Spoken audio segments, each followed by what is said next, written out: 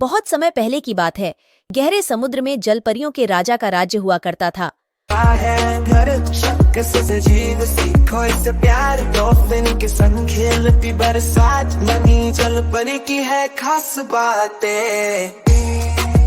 उसकी 6 सुंदर राजकुमारियां थीं, जिन्हें राजा बहुत प्यार करता था।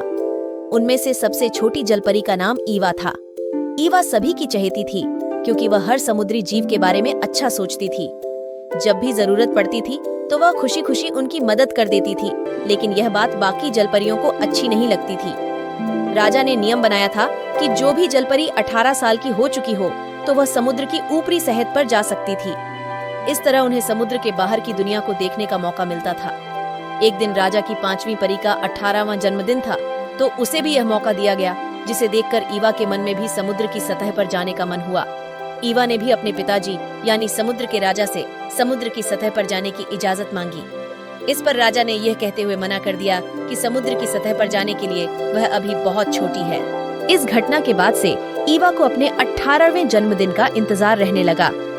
समय बीतता गया और ईवा अपनी दादी से समुद्र के बाहर की दुनिया के बारे में पूछती रहती थी। दादी की कहानियों से ईवा को इंसानों के बारे में भी पता चला। दादी माँ ने ईवा को यह भी बताया कि हमारी उम्र 300 साल होती है और हम मरने के बाद झाग बन जाते हैं। वहीं जिस जलपरी का दिल नेक और सच्चा होता है, उसे आसमान की परी अपने साथ ले जाती है और उस जलपरी को भी परी बना देती है। वहीं इंसानों की उम्र ज्यादा से ज्यादा 100 साल ही होती है। इस प्रकार दादी से रोज वो समुद्र से बाहर की दुनिया के बारे में जानती रहती थी। एक दिन वो घड़ी भी आ ही गई, जिसका ईवा को कई सालों से इंतजार था। नियम के अनुसार ईवा ने भी अपने जन्मदिन के अवसर पर राजा से समुद्र की ऊपरी सतह पर जाने की आज्ञा मांगी। इस पर राजा आज्ञा देने के लिए तैयार नहीं हुए। उन्हें डर था कि उनकी इस भोली भाली बेटी काय कोई कुछ कर न दे। तभी वहाँ केकद्धा आता है, जो राजा का मंत्री था। सभी राजा के मंत्री को श्रिम्प कहकर बुलाते थे। वह ईवा का बहुत अच्छा दोस्त भी था। श्रिम्प ने राजा से अनुरोध किया कि वह ईवा का ख्याल रखेगा और उसे अपने साथ सही सलामत वापस लेकर आ जाएगा। तब राजा ने उन दोनों को समुद्र की सतह पर जाने की आज्ञा दी।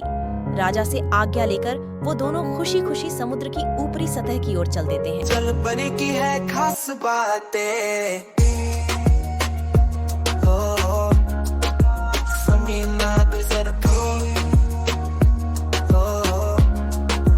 जैसे ही ईवा ने समुद्र के ऊपर की दुनिया देखी, वह देखती ही रह गई। उसने वहाँ हवा को महसूस किया, हवा में उड़ते हुए पक्षी देखे, सूरज को देखा। वह यह सब देख ही रही थी कि अचानक उस ओर उन्हें एक बड़ी नाव आती दिखाई दी। उसने दूर से उस पर सवार राजकुमार को देख लिया था। उसे देखते ही ईवा को उस राजकुमार से प्यार हो गया। तभी अचानक समुद्र में तूफान आ गया और राजकुमार की नाव तूफान में फंसकर टूट गई। ये सब देखकर ईवा का मन भावुक हो गया और वह तुरंत राजकुमार को बचाने के लिए बढ़ चली।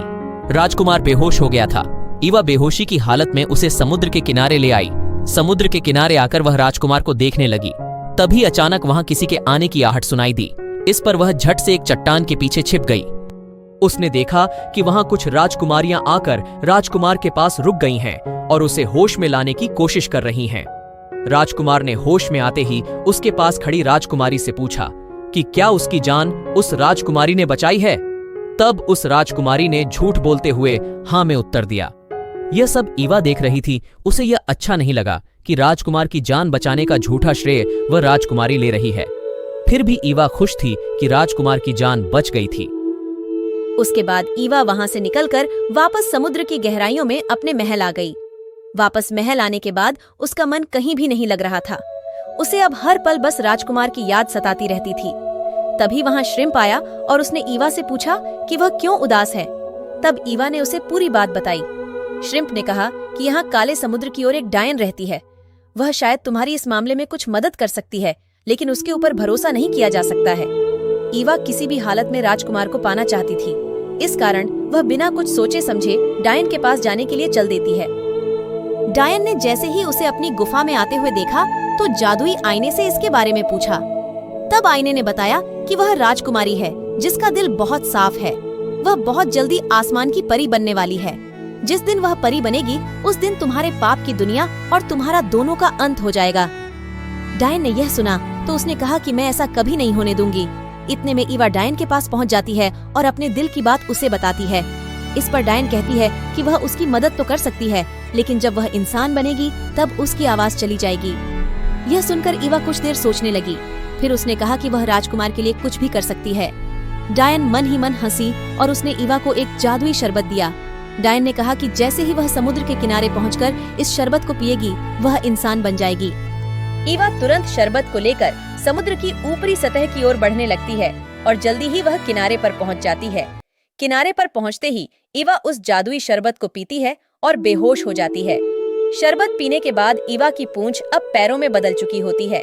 तभी जलपरी से इंसान बन चुकी बेहोश ईवा पर राजकुमार की नजर पड़ जाती है और वह ईवा की खूबसूरती को देखता ही रह जाता है। वह उसे अपने महल ले आता है। ईवा को देखने के बाद कहीं न कहीं राजकुमार को भी उसे प्यार हो जाता है, लेकिन उसने उस राजकुमारी को शादी का वचन दे दिया था जिसने राजकुमार को बचाने का झूठ बोला था। दूसरे दिन ईवा को जब होश आया और वह चलने लगी, तब राजकुमार उसके पास आया और उससे उसके बारे में पूछने लगा।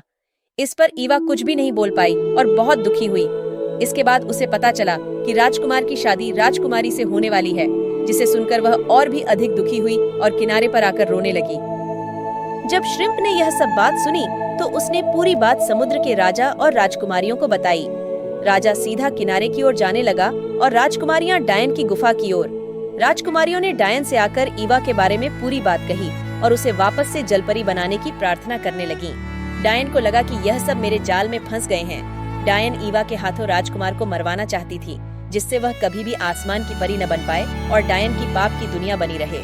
डायन ने राजकुमारियों को एक खंजर दिया और उनसे कहा कि अगर ईवा इस खंजर से राजकुमार को मार दे तो वह फिर से जलपरी बन सकती है।